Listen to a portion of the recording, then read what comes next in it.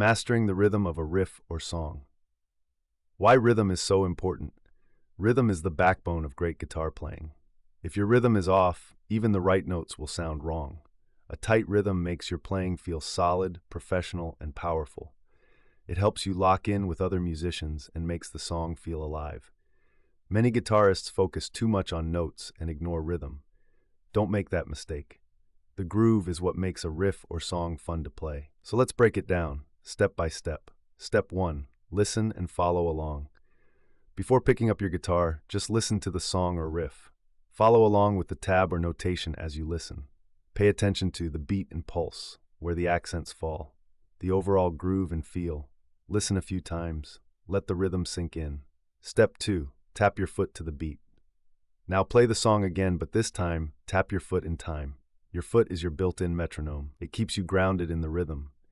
If you can tap along comfortably, you're already halfway there. Step 3.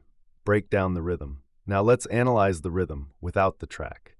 Try clapping or counting it out loud. If it's tricky, slow it down and break it into smaller pieces. Understanding the rhythm before playing will make everything easier.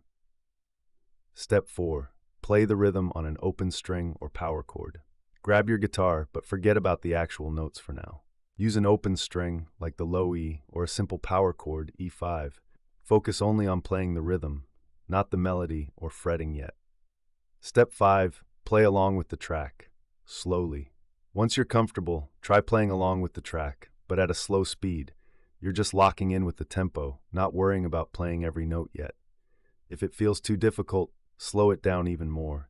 Use a metronome or a drum beat from YouTube instead of the full track. If it still falls apart, go back a step and refine the rhythm. Step 6. Speed up gradually. Once you can stay locked in at a slow speed, start gradually increasing the tempo. Always focus on accuracy first. Speed will come naturally. Step 7. Work on another section too.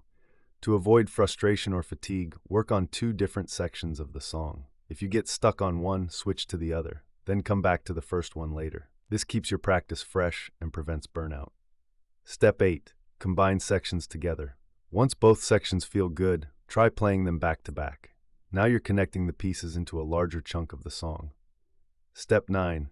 Add in the notes. Now start adding in the actual notes. If that feels overwhelming, add the notes in smaller sections first, then piece them together. This makes it easier than trying to add all the notes at once. Step 10. Play the whole song. Keep repeating the process until you can play the full song with confidence. Each time, focus on staying locked in with the beat, playing clean and accurate, making it feel good. Final thoughts. Keep that rhythm tight. The best guitarists have one thing in common: tight rhythm. Even fast shredders sound bad if their rhythm is sloppy. But if your rhythm is solid, even simple riffs will sound amazing. So keep at it. When things get tough, remember, this is how great players are made. Stay patient, stay consistent, and keep that groove tight.